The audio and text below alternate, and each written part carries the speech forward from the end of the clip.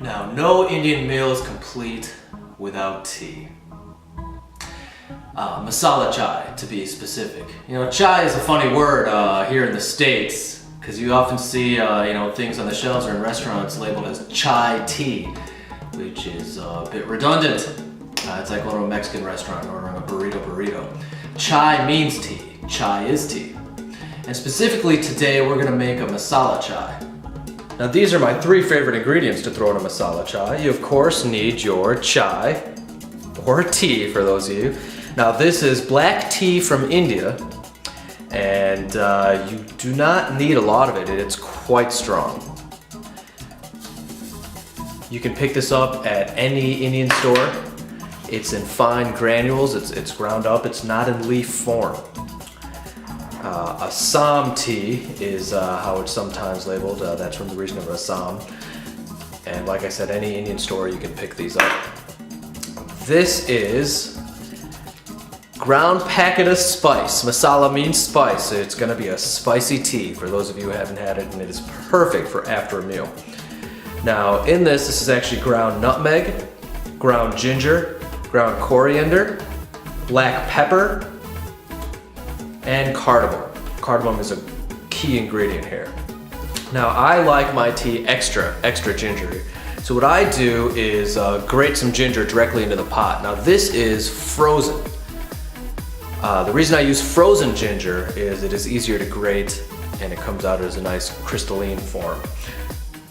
So, just buy some ginger root at the store and throw it in the freezer overnight. And make sure you cut it up first. It's not easy to cut once it's frozen, but it's very nice to grate. All right, let's get started. All right, now pulling out my trusty hand grater. Now notice this is a small grater type. It's so I can stick it in my hand and grate like this, or like this. It's not your big grater type. This is too big, too bulky. You cannot control where the crystalline ginger is going to go. So I suggest getting yourself a small hand grater. All right, so first things first. Let's start grating our ginger into our small pot.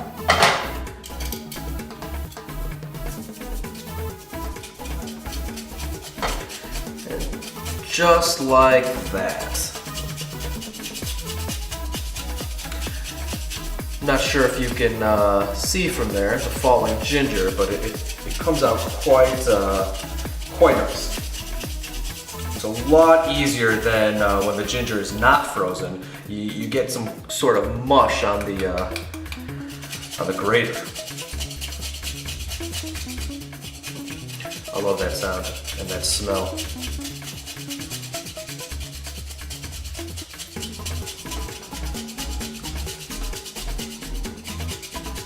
I'm sure you guys are thinking at home, oh my god, this guy's putting a lot of ginger in there. I like my tea really gingery and really spicy. I have an aunt in India who they tease her because her tea is vegetable soup. That's the kind of joke they give her because she puts so much ginger and turmeric and all sorts of other spices in there. But I gotta tell you, some of the best damn tea I've ever had.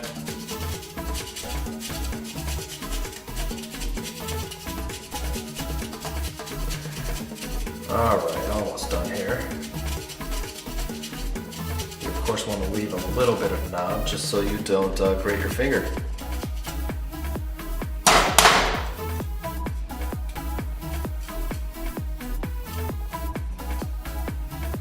Alright. Now being that this knob left is a little too small to grate anywhere, I'm just going to throw it right there in the pot and at least get some ginger juice out of it. Alright, next up is the tea itself. And in it goes. Now I separated out a small amount. When you buy the bag, you'll get quite a bit and it'll last you quite a while. Like I said, the tea is really strong in terms of caffeine. So it depends. If you're a coffee drinker, definitely use the tea and make it dark. If you are a tea drinker in general, or a green tea drinker, you're gonna want to go a little easy on the tea because it is out of control. caffeinated. All right. Now the next step, the spice. You know, I was always told growing up to put just a pinch in there. And I'm not one for putting a pinch of anything anywhere if it has any flavor.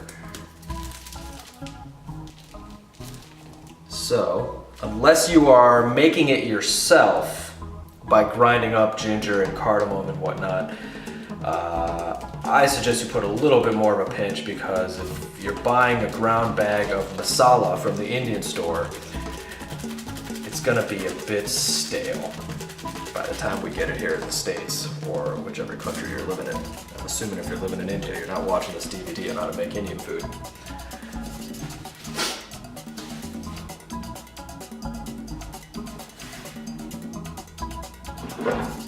All right, a couple cups of water. Now this will be a few servings here.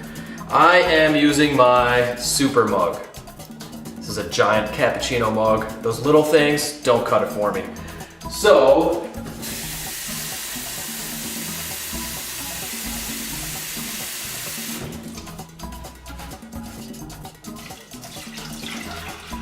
a couple servings of water.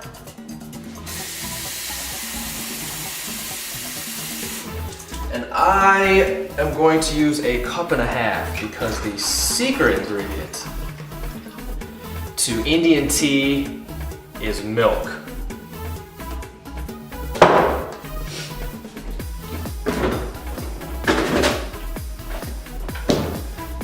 Milk, you say? That's disgusting. Milk is actually what makes an Asian tea. And I'm just going to pour a bit in there. Now this is what separates India from the other Asian countries. Other countries will boil their tea and either add their milk later. India will boil their tea directly in the milk.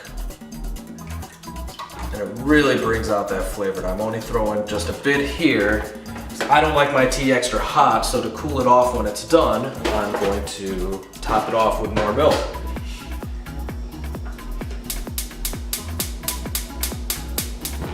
Now we turn the stove on to high heat and bring to a boil.